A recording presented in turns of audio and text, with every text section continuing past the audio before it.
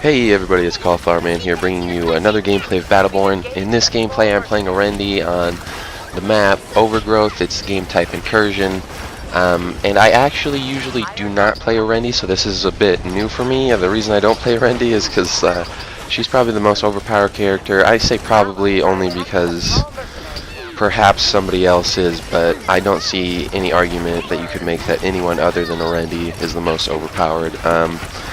So I hadn't actually played Orendi here for almost 600 games just because it's my rule never to play her, because I want to keep the matches competitive. But so this map, or this game, I actually didn't choose a character and it random selected me to Orendi, so I thought, hey, I've always seen a lot of Orendis get huge damage. Since I don't play her that often, I think my max damage before this was 173,000, which really isn't a whole lot.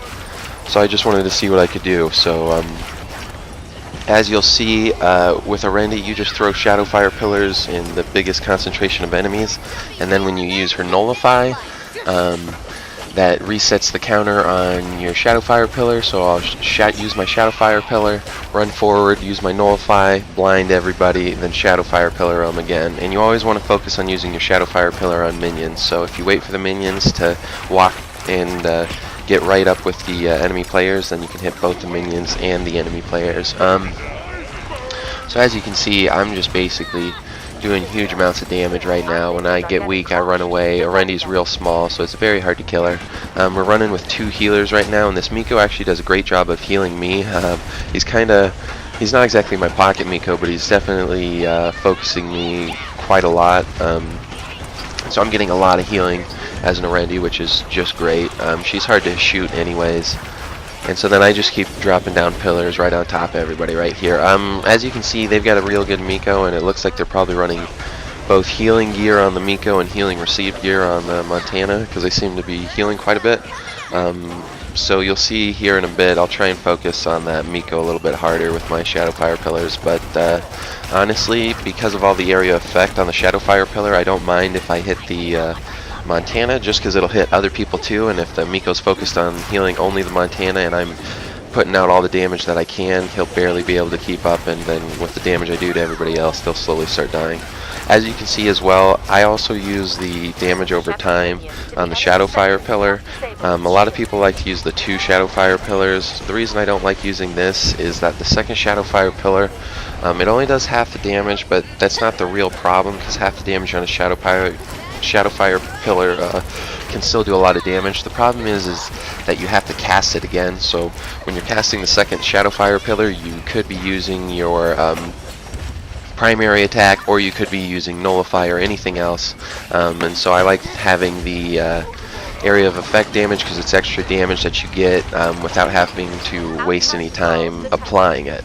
The second reason that I like it is when you use Nullify and it lowers the cooldown on your Shadow Fire Pillar. You have to use both Shadow Fire Pillars if you use the dual Shadow Fire Pillar build. That's kind of a mouthful.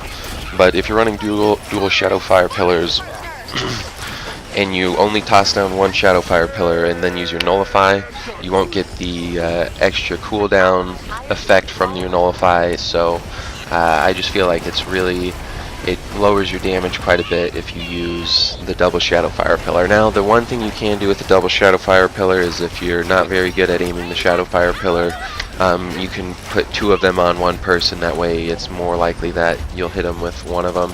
But I really feel like if you just throw them on minions, you're really not going to have much trouble.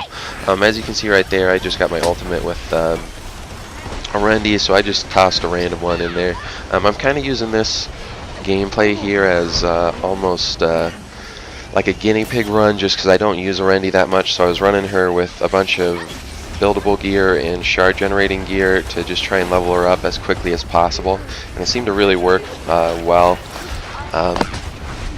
As you can see, so far I've just been doing a bunch of damage. I haven't gotten any kills. I'll get a bunch of kills here later on, especially with this ultimate. You'll see real quickly that Orendi's ultimate is just ridiculous. It's like 10 times better than anybody else's ultimate, and I'll get kills where I don't even see who I killed. And as you can see, I'm the highest level on my team, but it looks like the other team's actually higher level overall, so they're doing pretty well. Now for the second video, I'm actually level 10 at this point, so I've got all the tricks of a full leveled Orendi. You'll see I've got a huge lifesteal. It's 15% lifesteal on all my skills.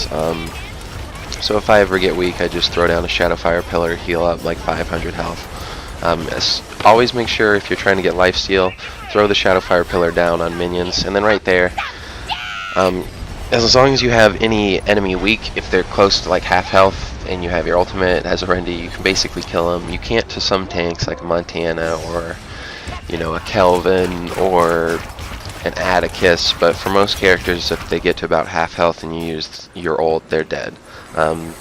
That's why Orendi is probably the most ridiculous character in this game. That and the fact that each one of her skills, the Shadowfire Pillar reduces the cooldown on her Nullify, and the Nullify reduces the cooldown on her Shadowfire Pillar, so you just keep using one to feed the other. And as you can see, she also does a lot of damage with her primary attack, and she's very small, so you jump around and it's very hard for enemies to hit you. You'll see a lot of times in this video, I'll get down to almost 100 health, but I just run away and they just can't hit me.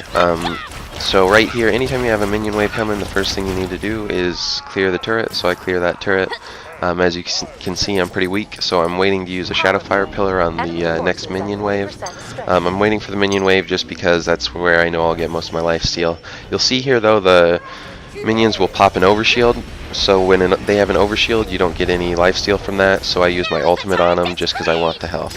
And so, use that ultimate right there, and it looks like the ultimate actually doesn't reset the cooldown of all your skills, it just resets the cooldown of your Shadowfire Pillar. So, got a bit of life steal from that, but took a bunch of damage, so I ended with basically what I started with. And right here I'm just trying to get away. That Miko runs to me. That Miko's been helping me out all game. He's been doing a great job. Throw a Shadowfire Pillar down on that Miko, but I'm not sure if we should push him just because that's not a great spot for Orendi. I want to be out near the minion wave, so I just end up running away. And the Miko follows me. As you can see, I've got a good bunch of kills right now. My damage is kind of off the charts. So right here, always take out the AI first. That's the first thing you need to take out, because they won't get that back and they'll have to spend a bunch of shards. A lot of people will try and tell you not to take out turrets immediately, but that's a terrible decision because it's not... You don't care if enemies get experience from building turrets. What they get huge experience from is getting kills with turrets. So the longer you leave up a turret, the more kills they get with it.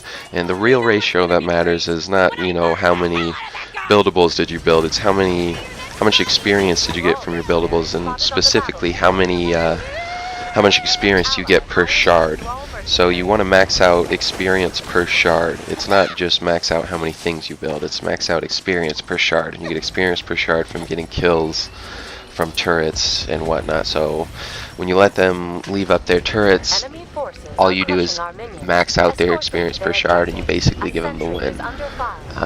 So just don't do it. And then right here you're going to watch this Alani get a stun on an enemy team, and then I'm going to just finish them all off. I don't get all the kills, but I get most of the kills and do most of the damage. Anytime you get a stun within a Orendi on your team, you can basically wipe everybody. So right here, you're going to watch, I think it's after I kill this minion wave, I guess. The Alani's just going to get them all up in a bubble, and they're going to be kind of weak to start with. And so I'm going to use both Shadowfire Pillars, and I'm going to use an ultimate, and I'm going to clear the team. And a lot of times people like to pair an Orendi with Kelvin just because you get so many stuns on everybody, and then that's what happens. I guess I don't even use my ultimate. I do use my ultimate, but they're basically all dead anyway, so I don't use it on any characters. There was an Oscar Mike around there somewhere. He was probably invisible, but it made more sense just to use it on the minions. And then everyone here, they don't have a healer, so any damage we do, they can't heal it. And so this Oscar Mike stupidly didn't back up to his healing station, and so we get that kill, and now they're all dead. And so obviously you know it's coming, an absolute wipe. Right here I made sure to wait to get my Shadowfire Pillar before I did my Nullify, but they can't do anything. And so if you look at those stats, it's a 4v5. I got 265,000 damage, and we still had time left on the clock. That's why, I mean, Orendi, you could really, honestly, with her ultimate, you could lower the ultimate damage by 50%, cut it in half, and lower her shadow fire damage by 25%, and I'm pretty sure she would still be the best character in this game. Why they let her continue as this powerhouse, I don't know.